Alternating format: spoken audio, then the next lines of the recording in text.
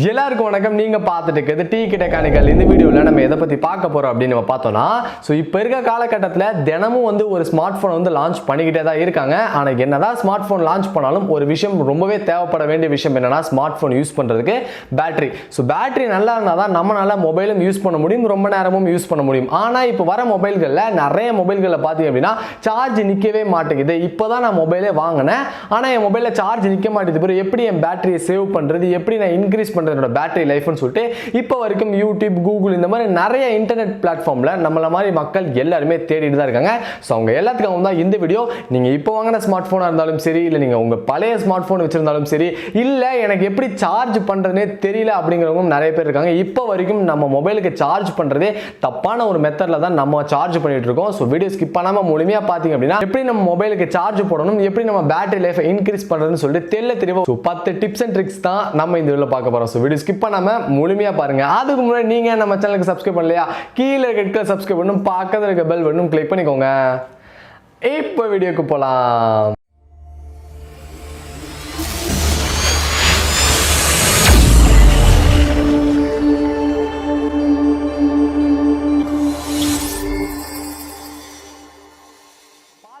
First tip என்ன அப்படின்னா, நீங்க உங்க மொபைல சார்ஜ் பண்ணும்போது ஒரு ஹீட்டான இடத்துலயோ இல்ல ஒரு கோல்டான இடத்துல வச்சு தயவு செஞ்சு சார்ஜ் பண்ணாதீங்க. ஒரு மீடியமான டெம்பரேச்சர்ல வச்சு சார்ஜ் பண்ணா தான் நம்ம மொபைல் பேட்டரி அவ்வளவு சீக்கிரம் குறையாம இருக்கும். எப்படி ஏன் இதை நான் சொல்றேன் அப்படின்னா, நம்ம நார்மலா பேட்டரியை சார்ஜ் பண்ணோம் அப்படின்னா ஒன்னு ஃப்ரிட்ஜ் மேல, டிவி மேல, இந்த மாதிரி எந்த ஒரு இடத்துலையும் வைக்காம நீங்க சார்ஜ் பண்ணீங்கன்னா பெட்டர் அப்படின்னு நான் சொல்லுவேன். ஏன் அப்படின்னா ஒரு ஹீட்டான இடத்துல நம்ம பேட்டரியை வச்சு சார்ஜ் பண்ணும்போது பேட்டரி எவ்வளோக்கு எவ்வளோ ஹீட் ஆகுதோ அவ்வளோக்கு எவ்வளோ சார்ஜ் ரொம்பவே ஸ்பீடாக ட்ரெயின் ஆகும். நம்மளோட பேட்டரி லைஃபும் சீக்கிரமே காணா போயிடும். அதனால நீங்க ஒரு ஹீட்டான இடத்துல சார்ஜ் பண்ணணும்னு நினைச்சீங்க அப்படின்னா இனிமேல் தயவு செஞ்சு அதை பண்ணாதீங்க. அதுக்கப்புறம் கோல்டா இருக்க இடத்துல, இப்ப இருக்கிற இந்த காலகட்டத்துல எல்லாம் பாத்தீங்கன்னா கோல்டா எங்கேயும் அந்த அளவுக்கு இருக்காது. ஸோ ஹீட்டான பிளேஸ்ல மொபைலை வச்சு சார்ஜ் பண்றதை தவிர்த்துக்கோங்க. அதை தொடர்ந்து மொபைலை சார்ஜ் பண்ணும்போது உங்க மொபைல பேக் கேஸ் நீங்க போடுறீங்க அப்படின்னா அதை ரிமூவ் பண்ணிட்டு சார்ஜ் பண்ணுங்க. ஏன்னா பேக் கேஸ் போடுறதும் மொபைலும் பேக் கேஸ் ஒட்டிட்டு இருக்கனால நீங்க சார்ஜ் போடும்போது கண்டிப்பா பேட்டரி இன்னும் ஹீட் ஆகும். ஸோ சொல்ல போனா டிரான்ஸ்பரண்டே அந்த ஹீட்டால தான் ஒயிட் கலர் இருக்க டிரான்ஸ்பரண்ட் கவர் நமக்கு yellowish-ஆ மாறுது. சோ அதனால நீங்க சார்ஜ் பண்ணும்போது நீங்க உங்க மொபைலுக்கு பேக் கேஸ் போட்டுட்டீங்க அப்படினா அதையும் ரிமூவ் பண்ணிக்கோங்க. சோ அதுக்கு அப்புறம் பாத்தீங்கன்னா நம்ம மொபைல் சீக்கிரமா பேட்டரி ட்ரெயின் ஆகிறதுக்கான ரீசன் என்னன்னா, ஒன்னு லொகேஷன் ஆன், இன்னொன்னு பாத்தீங்கன்னா ஆட்டோ பிரைட்னஸ். இது ரெண்டையுமே நீங்க ஆஃப் பண்ணி வைக்கிறது பெட்டர் அப்படின்னு தான் நான் சொல்லுவேன். சோ லொகேஷன் ஆன்ல இருக்கனால பேக்ரவுண்ட்ல ப்ராசஸ் ரன் ஆயிட்டு இருக்கனால, நம்மளோட GPS ப்ராசஸ் ரன் ஆயிட்டு இருக்கனால நமக்கு பாத்தீங்க அப்படின்னா சார்ஜ் சீக்கிரம் ட்ரெயின் ஆகும். இன்னொன்னு ஆட்டோ பிரைட்னஸ். ஏன்னா ஆட்டோ பிரைட்னஸ் நீங்க வைக்கும்போது நம்ம மொபைல் மேல இருக்கிற சென்சார் எப்பவுமே வர்க்ல இருக்கனால சோ அதை யூஸ் பண்ணி பேட்டரி சீக்கிரமே ட்ரெயின் ஆகும். சோ நீங்க ஆட்டோ பிரைட்னஸ் வச்சிருந்தீங்க அப்படின்னா அதை டிசேபிள் பண்ணி மேனுவலா பிரைட்னஸ் வச்சு பழகிக்கோங்க. அதுக்கப்புறம் உங்க மொபைல் லொகேஷன் ஆன்ல இருந்தாலும் ஆஃப் பண்ணிக்கோங்க. ஏன்னா நீங்க ஷேர் இட்ல, ஷேர் மீல இந்த மாதிரி ஏதாவது விஷயம் ஷேர் பண்ணும்போதோ இல்ல ஏதாவது புதுசா ஆப்பை இன்ஸ்டால் பண்ணும்போதோ சோ இதெல்லாம் வச்சிருந்தீங்க அப்படின்னா கண்டிப்பா லொகேஷன் ஆட்டோமேட்டிக்கா ஆன் ஆகும். சோ ஒரு டைம்க்கு 100 டைம் செக் பண்ணிட்டே இருங்க லொகேஷன் ஆன்ல இருக்கா ஆஃப்ல இருக்கான்னு. எப்போ உங்களுக்கு தேவைப்படுதோ அப்போ மட்டும் லொகேஷனை ஆன்ல வச்சுக்கோங்க. அதுக்கப்புறம் மொபைலை எப்படி சார்ஜ் பண்ணணும் அப்படின்னு சொல்லி கேட்டீங்கன்னா, நம்மள மாதிரி ஆட்கள் ஃபுல்லா அடிச்சு யூஸ் பண்ணிட்டு ஒரு 2% 3% இருக்கும்போது சார்ஜ் போடுவாங்க. மறுபடியும் எடுக்கும்போது பார்த்தீங்கன்னா ஃபுல்லா 100% ஃபுல் ஆனதுக்கு அப்புறம் எகைன் சார்ஜ் ரிமூவ் பண்ணி எகைன் யூஸ் பண்ண ஆரம்பிப்பாங்க. ஸோ தயவு செஞ்சு அப்படி பண்ணாதீங்க. நீங்க மொபைலை ரொம்ப ஃபுல்லா யூஸ் பண்றீங்க அப்படிங்கிறப்போ மொபைலை கொஞ்சம் நேரம் வைங்க, அது கொஞ்சம் ரிலாக்ஸ் ஆகட்டும். ஓகேங்களா? அதுவும் நம்மள மாதிரி ஒரு ஜீவன் அப்படின்னு நினைச்சுக்கோங்க. ஏன்னா அது கொஞ்சம் ரிலாக்ஸ் ஆயிட்டு அதுக்கப்புறம் நீங்க சார்ஜ் பண்றது பெட்டர்னு யோசிப்பேன். சார்ஜ் எப்போ பண்ணும் அப்படி அதுக்குண்டான பெர்சன்டேஜ் பார்த்தீங்கன்னா 20% இருந்து 90%. நீங்க மினிமம் 20% வந்த உடனே நீங்க சார்ஜ் போடுறது பெட்டர். 90% உங்க மொபைல் சார்ஜ் ஏறதுக்கு அப்புறம் இன்னும் எடுத்து விடுறது பெட்டர் அப்படின்னு சொல்லுவேன். ஏன்னா 90%க்கு மேல நீங்க எவ்வளவுக்கு எவ்வளவு சார்ஜ் ஃபுல் ஆக்குறீங்களோ அவ்வளவுக்கு எவ்வளவு பேட்டரி அடி வாங்குறதுக்கு நிறைய சான்சஸ் இருக்கு. ஸோ சார்ஜ் 20%க்குள்ள சார்ஜ் போட்டுக்கோங்க. எடுக்கும் போதும் 90% சார்ஜ் எடுத்துருங்க. ஸோ இப்படி நீங்க யூஸ் பண்ணும்போது உங்க பேட்டரி லைஃப் சூப்பராகவே இருக்கும். ஸோ இதுக்கு மேல நீங்க யூஸ் பண்ண கத்துக்கோங்க.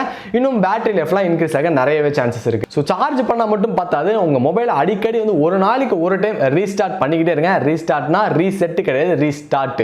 ஓகேங்களா? சுவிட்ச் ஒரு டைம் ஆஃப் பண்ணிட்டு ஆன் பண்ணிக்கோங்க. ஒரு டைம் நீங்க நைட் தூங்கும் போது ஆகட்டும் இல்ல காலையில எந்திரிக்கும் போது ஆகட்டும். ஏன்னா அது கொஞ்சம் ஃபுல்லா கிளியர் ஆகி ஃபுல்லா கிளீனா நம்ம ரீஸ்டார்ட் பண்ணும்போது நம்ம மொபைலோட பெர்ஃபார்மன்ஸ் ரொம்ப கிளீனா இருக்கும். ஸோ இது மூலியமாவும் நீங்க யூஸ் பண்ணும்போது உங்க பேட்டரி பேக்கப் சூப்பராகவே இருக்கும். ஸோ இதையும் யூஸ் பண்ணாதவங்க யூஸ் பண்ணிக்கோங்க. அதுக்கப்புறம் நிறைய பேர் நிறைய வாட்ஸ்அப்ல, இன்ஸ்டாகிராம்ல நிறைய பேருக்கு மெசேஜ் பண்ணுவோம். அந்த மெசேஜ் கீபோர்ட் இருந்தா தான் கீபோர்ட்ல டைப் பண்ணுவோம். அந்த கீபோர்ட்ல பாத்தீங்க அப்படின்னா நீங்க டைப் பண்றப்ப இந்த வைப்ரேஷன் சவுண்ட், அதுக்கப்புறம் இந்த கீ டைப் பண்ண கீங்கின்னு சொல்லி சவுண்ட் வருது. ஸோ இதெல்லாமே ஆஃப் பண்ணி வச்சுக்கோங்க. இதை ஆன் பண்ணுறது மூலியமாகவும் நிறைய சார்ஜஸ் வந்து ஸ்பீடாக ட்ரைன் ஆகும். ஸோ இந்த மாதிரி கீபோர்ட் டைப்பிங்கில் ஏதாவது சவுண்டு வைப்ரேஷன்ஸ் இதெல்லாம் வச்சிருந்தீங்கன்னா ஆஃப் பண்ணி வச்சுக்கோங்க. அதுக்கப்புறம் நீங்கள் யூஸ் பண்ணுற வால்பேப்பரும் லைவ் வால்பேப்பர் அதிகமாக வந்துட்டு நீங்கள் வந்துட்டு மொபைல் ஸ்க்ரீனில் வந்து இந்த விட்ஜெட்ஸ் இதெல்லாம் வந்து அதிகமாக யூஸ் பண்ணுறது வந்து தவிர்த்துக்கோங்க. நீங்கள் லைவ் வால்பேப்பர் இந்த மாதிரி அதிகமாக விட்ஜெட்ஸ் இதெல்லாம் யூஸ் பண்ணும்போது பார்த்தீங்க அப்படின்னா உங்கள் மொபைலோட பேட்டரி இன்னும் சீக்கிரம் ட்ரைன் ஆகும். ஸோ இதெல்லாம் யூஸ் பண்ணாமல் தவிர்த்துக்கிட்டிங்கன்னா இன்னும் கொஞ்சம் பேட்டரி வந்துட்டு உங்களால் கெயின் பண்ணிக்க முடியும். இன்னும் சில பேருக்கு நிறையா பேருக்கு இந்த ஒரு டவுட் இருக்கும், நைட்டு சார்ஜ் பண்ணலாமா ப்ரோ நம்ம மொபைலை அப்படின்னு சொல்லிட்டு கேட்டிங்க அப்படின்னா சார்ஜ் பண்ணவே கூடாது. ஏன்னா நைட்டு பார்த்தீங்க அப்படின்னா இஷ்டத்துக்கு வந்து கரண்ட் வந்து ட்ராவல் ஆகும். ஓகேங்களா, நீங்கள் நைட்டு தூங்கும் போது சார்ஜை போட்டு தூங்கிட்டீங்க அப்படின்னா நைட் இஷ்டத்துக்கு கரண்ட் ட்ராவல் ஆகிறனால மொத்தமாக வந்து உங்கள் மொபைலில் இது பண்ணும்போது பேட்டரி என்னத்துக்கு ஆகுறது யோசிச்சு பாருங்க. இதுவே வந்து நீங்கள் நார்மலாக வந்துட்டு ஒரு காலையில் வந்துட்டு ஒரு 4 மணிக்கு எந்திரிச்சிட்டு ஏதாவது ப்ரே பண்ணிட்டு நீங்கள் தூங்குற வர இருந்தீங்க அப்படின்னா 4 மணிக்கு வந்து நீங்கள் சார்ஜை போட்டு 7 மணிக்கு நான் எந்திரிச்சிருவேன் மறுபடியும் எடுத்துருவேன் அப்படிங்கிற பட்சத்தில் போடுங்க.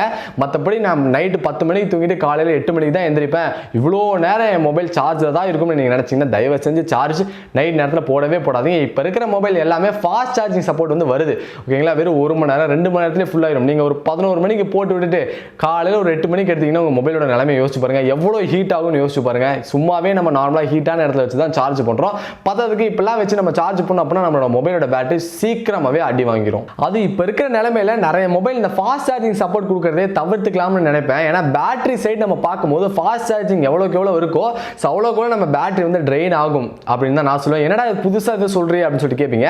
ஏன்னா ஒரு பேட்டரி ஒரு 5000 mAh பேட்டரியோ இல்லை 4000 mAh பேட்டரியோ அது வந்து ஒரு ரீசைக்கிள் கொடுத்துருப்பாங்க. 500 ரீசைக்கிள் கொடுத்துருக்காங்கன்னா அந்த 500 ரீசைக்கிள் வரைக்கும் கரெக்டாக அந்த பேட்டரி வேலை செய்யும். ஸோ அதுக்கப்புறம் பார்க்கும்போது கண்டிப்பாக வந்து ஒரு நீங்கள் யூஸ் பண்ணீங்க அப்படின்னா 80% இல்லை 70% நிற்க வேண்டிய பேட்டரி 60-50% தான் நிற்கும் அந்த ஒரு கட்டாய நிலைமையில ரீசைக்கிள் இது வந்து முடிஞ்சிச்சு அப்படின்னா.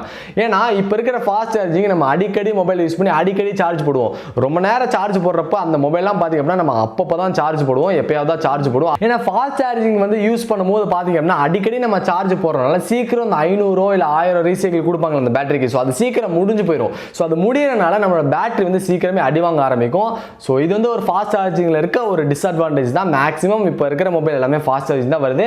ஸோ யூஸ் பண்ணுறவங்க அதிகமாக யூஸ் பண்ணாமல் அப்பப்போ சார்ஜ் போட்டு யூஸ் பண்ணுற மாதிரி யூஸ் பண்ணினா வேற லெவலில் உங்கள் மொபைலோட பேட்டரி லைஃப் இருக்கும். ஃபைனலாக ஒரு டிப் சொல்கிறேன், உங்கள் மொபைலில் சில ஆப்ஸ் எல்லாம் யூஸ் பண்ணாமல் பல மாசமாக சும்மாவே வச்சிருப்பீங்க. அந்த மாதிரி ஏதாவது ஆப்ஸ் இருந்துச்சு அப்படின்னா தயவு செஞ்சு அதை அன்இன்ஸ்டால் பண்ணிடுங்க. கால் ரெக்கார்டிங்க்கு வந்து ஒரு ஆப்போ இல்லை வெதருக்கு ஒரு ஆப்போ ஏதாவது ஒரு ஆப் நீங்கள் உங்கள் மொபைலில் செக் பண்ணி பாருங்கள். எந்த ஆப் நான் இது வரைக்கும் யூஸே பண்ணல, அதிகமாக நான் யூஸ் பண்ணாத ஆப்ஸ் ஏதாவது இருந்துச்சு அப்படின்னா தயவு செஞ்சு அதை அன்இன்ஸ்டால் பண்ணிடுங்க. அது பேக்ரவுண்டில் ப்ராசஸ் ஆகிட்டே இருக்கிறனால உங்களோட பேட்டரி இதனாலேயும் குறையிறதுக்கு நிறையவே சான்சஸ் இருக்கு. ஸோ இந்த டிப்ஸ் அண்ட் ட்ரிக்ஸ் எல்லாம் இந்த 10 டிப்ஸ் அண்ட் ட்ரிக்ஸும் ஃபாலோ பண்ணி அப்படின்னா கண்டிப்பாக உங்களோட பேட்டரி லைஃப் நல்லா இருக்கும். இனிமேலாவது ஃபாலோ பண்ண கற்றுக்கோங்க.